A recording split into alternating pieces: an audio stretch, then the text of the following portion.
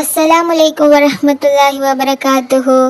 ഏതൊരു മാതാപിതാക്കളുടെ വലിയൊരു ആഗ്രഹമാണ് തൻ്റെ മക്കൾ നന്നാവുക, അനുസരണയും സ്നേഹവുമുള്ള മക്കളാവുക, മാതാപിതാക്കളോടും ഗുരുനാഥന്മാരോടും മറ്റു മുതിർന്ന ആളുകൾ ഇവരോടൊക്കെ ബഹുമാനിക്കുന്ന മക്കളാവുക എന്നൊക്കെ.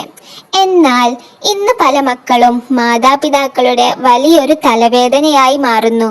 തൻ്റെ മക്കൾ വഴി പിഴച്ചു പോകുമ്പോൾ, അനുസരണക്കേട് കാണിക്കുമ്പോൾ ഏതൊരു മാതാപിതാക്കൾക്കും അത് വളരെ വിഷമമുള്ള കാര്യം തന്നെയാണ്. ഇതുപോലുള്ള മക്കൾ വീട്ടിൽ ഉണ്ടെങ്കിൽ മറ്റുള്ളവരിൽ നിന്ന് നാം എപ്പോഴും പരാതികൾ കേൾക്കേണ്ടി വരുന്നു.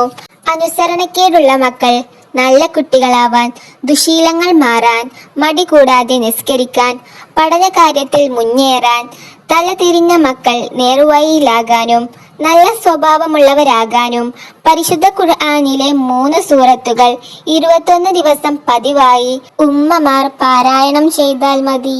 ഇശാ നമസ്കാരം കഴിഞ്ഞ ശേഷം ഫാത്തിഹ ഒരു വട്ടം, യാസീൻ ഒരു വട്ടം, സൂറത്തുൽ ഖദർ 3 വട്ടം ചൊല്ലി അല്ലാഹുവിനോട് നമ്മുടെ ആവശ്യം പറഞ്ഞ് ദുആ ചെയ്യുക.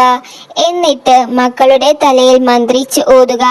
ഇങ്ങനെ 21 ദിവസം പതിവായി ചെയ്താൽ മാതാപിതാക്കൾ ആഗ്രഹിക്കുന്ന രീതിയിലുള്ള മക്കളായി തീരുന്നതാണ്. ഉമ്മമാർക്ക് ചെയ്യാൻ പറ്റാത്ത സാഹചര്യമാണെങ്കിൽ ഇത് മറ്റാർക്കെങ്കിലും ചെയ്യാവുന്നതാണ്. അല്ലാഹു എല്ലാവരുടെയും മക്കളെ സ്വാലിഹീങ്ങളിൽ ഉൾപ്പെടുത്തട്ടെ. ആമീൻ. ദുആ വസിയത്തോടെ. അസ്സലാമു അലൈക്കും.